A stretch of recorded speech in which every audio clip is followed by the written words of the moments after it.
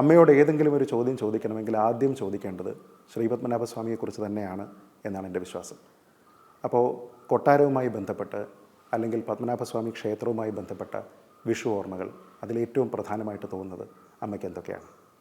എല്ലാ വിഷുവിനും കുടുംബത്തിലെല്ലാവരും ശ്രീപത്മനാഭസ്വാമി ക്ഷേത്രത്തിലായിട്ട് ദർശനത്തിനായിട്ട് പോകും.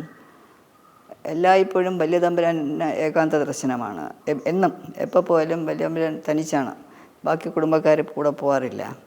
അപ്പോൾ വലിയ തമ്പുരാൻ അവിടെ പോയി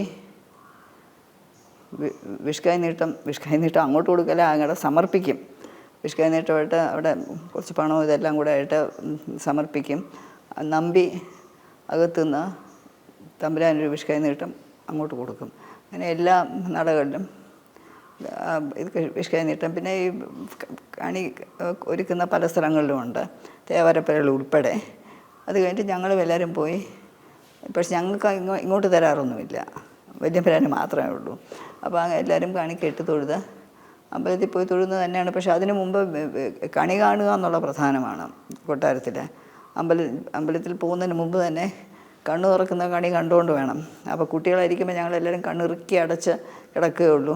അമ്മയോ ആരെങ്കിലും വന്ന് വിളിച്ച് കണ്ണ് പിടിച്ച് നടത്തി കണി ഒരുക്കുന്ന സ്ഥലത്ത് കൊണ്ട് ഇനിയും കണ്ണ് തുറന്നോളാൻ എന്ന് പറയും. അപ്പോൾ കണ്ണ് തുറക്കുമ്പോൾ വിളക്കും കണിയായിട്ടുള്ള ഭഗവാന്റെ രൂപവും എല്ലാം.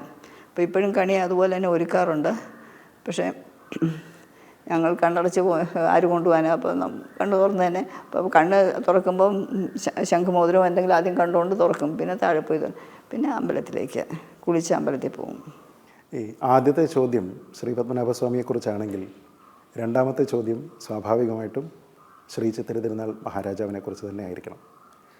അമ്മയുടെ പൊന്നമ്മാവൻ എന്ന് വിളിക്കുന്ന ശ്രീ ചിത്തിര തിരുനാൾ, അദ്ദേഹവുമായി ബന്ധപ്പെട്ട് വിഷുവുമായി ബന്ധപ്പെട്ടിട്ടുള്ള ഓർമ്മകൾ അല്ലെങ്കിൽ ഒരു കൈനീട്ടം കിട്ടിയതിൻ്റെ ഓർമ്മകൾ, അതൊക്കെ എനിക്ക് തോന്നുന്നത് ഒരു ഓർമ്മ എന്നതിനപ്പുറത്തേക്ക് എപ്പോഴും മനസ്സിലുണ്ടാകുന്ന ഒരു സ്മരണയാണ്.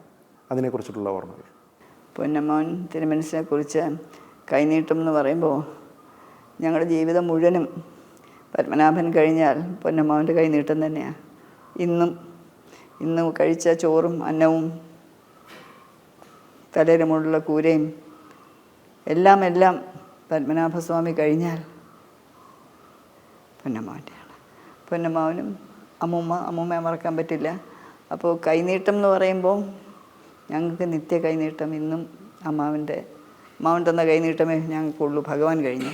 പക്ഷേ സ്പെസിഫിക്കായിട്ട് പറയുകയാണെങ്കിൽ അതെ, അമ്പലത്തിൽ പോയിട്ട് വന്നു കഴിഞ്ഞാൽ ഞങ്ങളെല്ലാവരും പച്ചമുറി എന്നൊരു മുറിയുണ്ട് ഇവിടെ. ആ മുറിയിലാണ് ഓണത്തിനും വിഷുവിനും എല്ലാം ഞങ്ങളെല്ലാവരും കൂടി ഒരുമിച്ച് ഒത്തുകയറുന്ന. എല്ലാവരും അവിടെ വരും. അമ്മാവൻ ഒരു വെള്ളിത്തട്ടത്തിൽ എല്ലാവർക്കും മൂപ്പ് മുറയനുസരിച്ച് എല്ലാവർക്കും വിഷ്കായി നീട്ടം തരും. വെള്ളിത്തട്ടം തരില്ല, വെള്ളിത്തട്ടത്തിൽ തന്ന് അപ്പം തന്നെ ആഫീസർ വെള്ളിത്തട്ടം അങ്ങ് മാറ്റി അടുത്ത ആൾക്ക് വയ്ക്കും. ആദ്യം അമ്മാവൻ വിഷ്കായി നീട്ടം കൊടുക്കുന്നത് അമ്മൂമ്മയ്ക്കാണ്.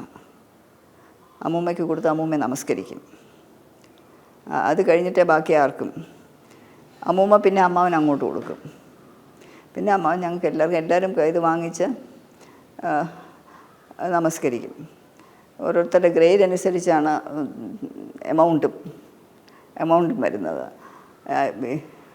ഇന്നും അതേ എമൗണ്ട് തന്നെയാണ്, അന്നത്തെ എമൗണ്ട് തന്നെയാണ് ഇന്നിപ്പോൾ അനിയനാണ് തരുന്നത്.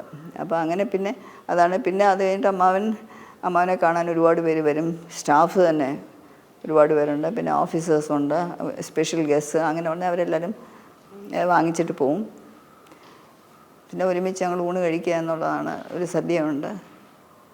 പക്ഷെ അമ്മാവൻ എല്ലാത്തിലും നിറഞ്ഞു നിൽക്കുന്നത് അമ്മാവൻ തന്നെയായിരുന്നു. എല്ലാത്തിലും പൊന്നമ്മാവൻ തന്നെയാണ് നിറഞ്ഞു നിന്നത്.